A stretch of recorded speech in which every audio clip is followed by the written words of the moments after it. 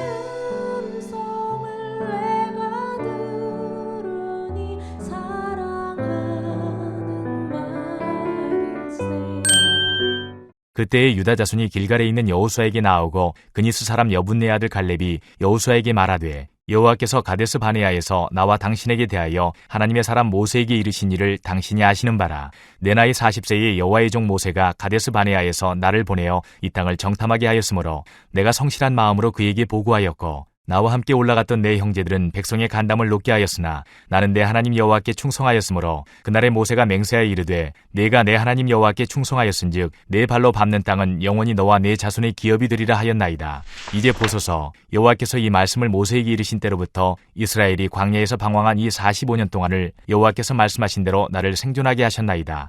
오늘 내가 85세로 돼 모세가 나를 보내던 날과 같이 오늘도 내가 여전히 강건하니 내 힘이 그때나 지금이나 같아서 싸움에나 출입에 감당할 수 있으니 그날에 여호와께서 말씀하신 이 산지를 지금 내게 주소서. 당신도 그날에 들으셨거니와 그곳에는 아낙 사람이 있고 그 성읍들은 크고 견고할지라도 여호와께서 나와 함께 하시면 내가 여호와께서 말씀하신 대로 그들을 쫓아내리이다 하니 여호수아가 여분네 아들 갈렙을 위하여 축복하고 헤브론을 그에게 주어 기업을 삼게 하매 헤브론이 그니스 사람 여분네 아들 갈렙이 기업이 되어 오늘까지 이르렀으니 이는 그가 이스라엘의 하나님 여호와를 온전히 좇았음이라. 헤브론의 옛 이름은 기럇 아르바라. 아르바는 아낙 사람 가운데서 가장 큰 사람이었더라. 그리고 그 땅에 전쟁이 그쳤더라.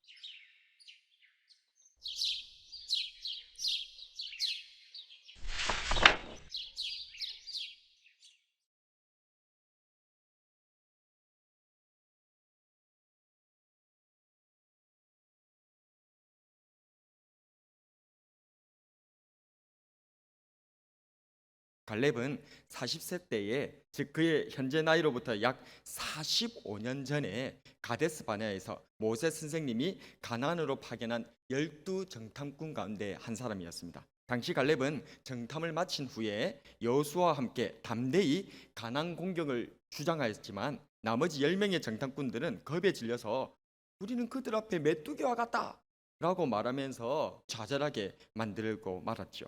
이때 하나님께서는 신실한 종들인 여호수아와 갈렙만이 가나안 땅에 들어가서 자신들이 원하는 땅을 기업으로 차지하게 될 것이라고 약속하셨죠. 민수기 14장 24절에 보면 그러나 내 종 갈렙은 그 마음이 그들과 달라서 나를 온전히 따랐은즉 그가 갔던 땅으로 내가 그를 인도하여 드리리니 그의 자손이 그 땅을 차지하리라.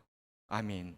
그리고는 그가 이제는 당당히 소원을 외치는 것이죠. 12절 말씀 같이 한번 읽어볼까요? 그날에 여호와께서 말씀하신 이 산지를 지금 내게 주소서. 당신도 그날에 들으셨거니와 그곳에는 아낙 사람이 있고 그 성읍들은 크고 견고할지라도 여호와께서 나와 함께 하시면 내가 여호와께서 말씀하신 대로 그들을 쫓아내리이다. 아멘. 40세에 들었던 하나님의 말씀을 45년이나 지난 지금 이 85세가 되도록 여전히 굳게 믿고 있었고, 이제 이 85세의 나이에 이르러 저 헤브론 산지를 나에게 주소서라고 외쳤던 것이죠. 이스라엘 자손도 아닙니다. 그는 가나안의 그니스 족속이었어요. 혈통적으로 하나님의 백성이었던 이스라엘 백성들보다 이 갈렙은 더더욱 하나님에 대한 믿음이 굳건하더라는 것입니다. 또한 그는 나이 85세의 노인이었습니다. 그럼에도 불구하고 하나님의 약속을 붙들고 이 산지를 내게 주소서라고 외치는 변함없는 믿음의 용사, 그 말입니다. 비록 이방인이라 할지라도, 비록 나이 많고 여건이 힘들다 할지라도 하나님의 백성은 오직 변함없는 믿음 위에 세워지는 줄로 믿습니다. 그런데 여기서 우리가 생각해 보아야 할 것이 있습니다. 그것은 이 갈렙이 무려 45년 동안이나 간직해왔던 자신의 그 소원, 그 하나님의 약속의 말씀, 가나안 땅 그 어디라도 너에게 주겠다 라고 했던, 어떻게 보면 최고의 권리표 아니겠습니까? 그러니까 가나안 땅에 네가 점 찍으면 그 땅이 무슨 땅이든지 내가 너에게 다 주겠다, 그 약속이잖아요. 얼마나 좋은 약속입니까? 근데 그 축복을 가지고 갈렙이 선택했던 땅은 어디였던 것입니까? 바로 헤브론 산지였다는 것입니다. 헤브론은 오늘 본문에서는 옛 이름이 기랏 아르바라고 하고 있습니다. 즉 아르바의 성읍이라는 말인데, 여기서 아르바는 거인 족속들 중에서도 가장 큰 거인 족속을 아르바라고 했습니다. 그러니까 거인 족속도 살고 있고 또 요새이기도 한 곳이에요. 그리고 산지예요. 전술적으로는 유용할 수 있을지는 모르겠습니다. 요새니까. 그런데 돈이 되는 땅은 아닙니다. 산이에요, 산. 험악한 곳이에요. 그런데 지금 갈렙이 헤브론 산지를 달라라고 요구했다는 것입니다. 성경에서는 이 헤브론을 두 개의 이름으로 다르게 또 부르고 있는데요. 그것이 바로 무엇이냐? 마므레입니다. 아브라함이 롯과 헤어지고 나서 마므레 숲풀에 가가지고 단을 쌓고 하나님 앞에 제사, 즉 예배를 드린 곳, 하나님 앞에 제사하고 하나님을 만났던 그 마므레, 그곳에서 이 아브라함은 계속해서 사는 거예요. 그리고 마므레 그곳에서 땅을 하나 삽니다. 또 다른 이름입니다. 막벨라라고 합니다. 사라가 죽었기 때문에 매장지를 삼기 위하여서 사가지고 매장하는 겁니다. 그리고는 자기도 평생 그곳에 하나님과 동행하며 살다가 자기도 그곳에 묻히고, 또 아브라함의 아들 이삭도 이 마므레 막벨라 굴에 묻히고, 또 그 아들 야곱도 마므레 이 막벨라 굴에 묻히게 되는 것입니다. 야곱은 죽기 전 유언으로 자신을 이곳 마므레 앞 막벨라 굴에 장사하라고 부탁하였습니다. 창세기 49장 29절에서 32절에 보면 그가 그들에게 명하여 이르되 내가 내 조상에게로 돌아가리니 나를 햇사람 에브론의 밭에 있는 굴에 우리 선조와 함께 장사하라. 이 굴은 가나안 땅 마므레 앞 막벨라 밭에 있는 것이라. 아브라함이 햇사람 에브론에게서 밭과 함께 사서 그의 매장지를 삼았으므로 아브라함과 그의 아내 사라가 거기 장사되었고 이삭과 그의 아내 리브가도 거기 장사되었으며 나도 레아를 그곳에 장사하였노라. 이 밭과 거기 있는 굴은 햇사람에게서 산 것이니라. 아멘. 지금 야곱이 죽기 전 유언으로 막벨라 굴에 대해서 아주 자세하게 자기 아들들에게 설명을 하고 있습니다. 그래서 창세기 50장 12절에 13절에 보면 야곱의 아들들이 아버지가 그들에게 명령한 대로 그를 위해 따라 행하여 그를 가나안 땅으로 메어다가 마므레 앞 막벨라 밭 굴에 장사하였으니 이는 아브라함이 헷 족속 에브론에게 밭과 함께 사서 매장지를 삼은 곳이더라. 아멘. 다시 한 번 더 설명 또 하고 있죠. 이 마므레 막벨라 굴이 어딘지 뭐 하는 곳인지 또 설명하고 있습니다. 그리고 실제로 이 야곱을 그곳에 장사를 했습니다. 이어 요셉이 죽을 때에도 이스라엘 자손들에게 맹세시키면서 말하기를 창세기 50장 24절에서 25절 보면 요셉이 그의 형제들에게 이르되 나는 죽을 것이나 하나님이 당신들을 돌보시고 당신들을 이 땅에서 인도하여 내사 아브라함과 이삭과 야곱에게 맹세하신 땅에 이르게 하시리라 하고 요셉이 또 이스라엘 자손에게 맹세시켜 이르기를 하나님이 반드시 당신들을 돌보시리니 당신들은 여기서 내 해골을 메고 올라와 가겠다 하라 하였더라. 아멘. 문맥적으로 이렇게 보게 되어지면 요셉이 지금 자기 해골을 가지고 올라가 달라고 하는 장소가 어디란 말입니까? 그러면 막벨라 굴이에요. 그런데 놀랍게도 요셉이 막벨라 굴에 묻혔을까요? 안 묻혔을까요?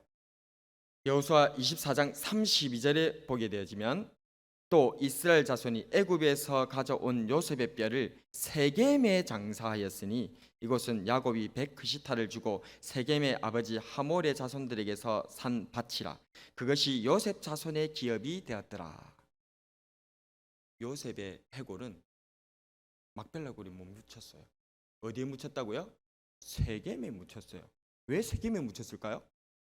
그것은 이스라엘 백성들은 하나님의 약속을 안 붙들고 있다.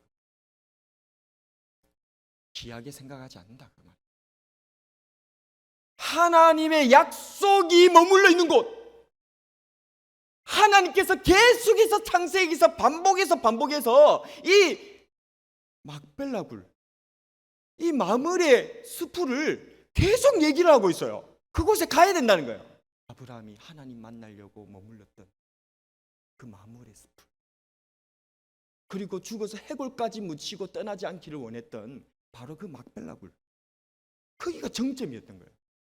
거기가 하나님의 약속이 머물고 하나님께서 기다리는 곳, 이스라엘 백성들이 가야 할 곳이다 그 말입니다. 거기에 점을 찍어 놓은 거예요, 아브라함이. 그런데 이스라엘 백성들은 다 잊어버렸어요. 이 막벨라굴이, 이 마므레 슬풀이, 이 헤브론이 대체 어느 곳인지 잊어버렸다. 그렇기 때문에 이들은 그 요셉의 유언을 가지고도 세겜 땅에다가 해골을 묻어버렸던 것이죠. 그렇습니다. 하나님의 백성이 이스라엘 백성들에게는 잊혀졌던 땅, 하지만 혈통으로는 이방인이었던 믿음의 용사 갈렙에게는 그 무엇과도 바꿀 수 없던 소중한 땅, 그 땅이 바로 아브라함과 이삭과 야곱이 묻혔던 마므레, 막벨라굴, 헤브론이었던 것입니다. 그렇습니다. 헤브론은 하나님 약속의 상징이었던 것입니다. 헤브론은 하나님 기업의 중심이었던 것입니다.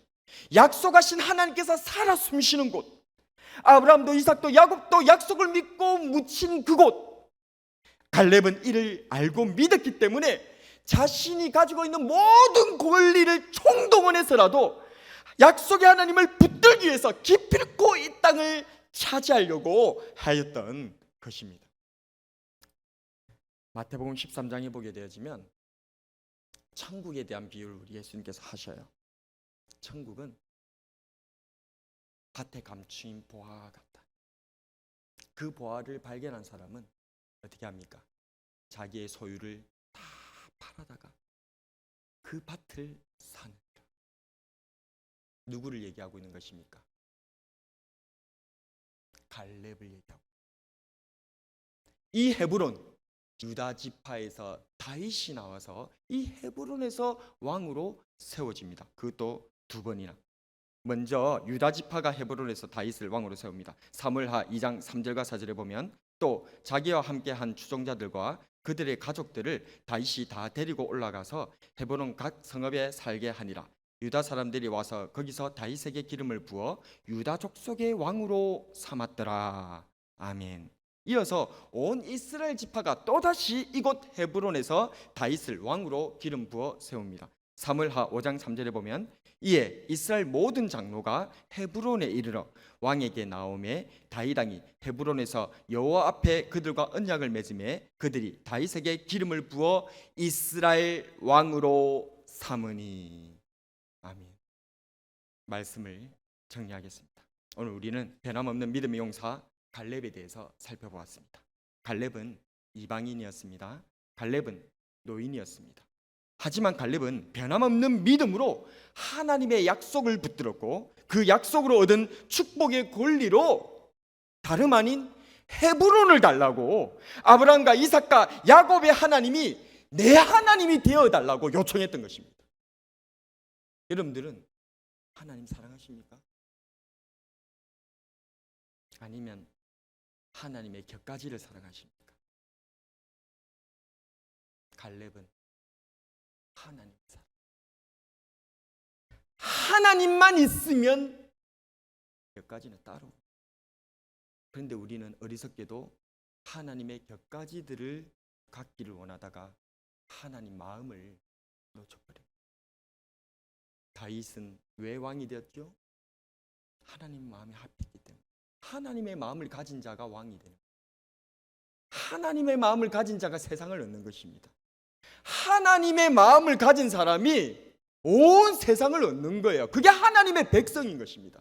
하나님께서는 하나님의 백성의 마음을 얻기 위해서 용사로 일어나셔서 앞장서서 모든 굳은 이들을 다 행해 주십니다. 그렇다면 우리 하나님의 백성들은 하나님의 마음을 얻기 위해서 갈렙처럼 뛰어나가야 되지 않겠습니까? 하나님께서는 지금도 당신의 마음을 갖고자 원하시는 주의 백성을 찾고 계십니다. 변함없는 믿음의 용사였던 이 갈렙을 통하여서 자기가 갖고 있는 모든 축복의 권리를 45년 동안이나 그렇게 굳게 붙잡고 있었던 그 권리를 이제 하나님 앞에 다 던지면서 저는 다 필요 없습니다. 아브라함과 이삭과 야곱의 하나님만 내 하나님이 되신다면 나는 아무것도 필요 없습니다라고 고백하며 나아갔던 이 갈렙과 같이 하나님 한 분만으로 저는 만족합니다. 하나님의 마음을 얻기를 소원합니다. 하나님을 사랑합니다. 오직 하나님을 사랑하며 나아가는 진정한 하나님의 백성으로 살아가는 저와 여러분이 되길 주님의 이름으로 축복합니다. 오늘의 한 줄 설교 요약: 이 세상 그 무엇보다 하나님을 더욱 사랑하자.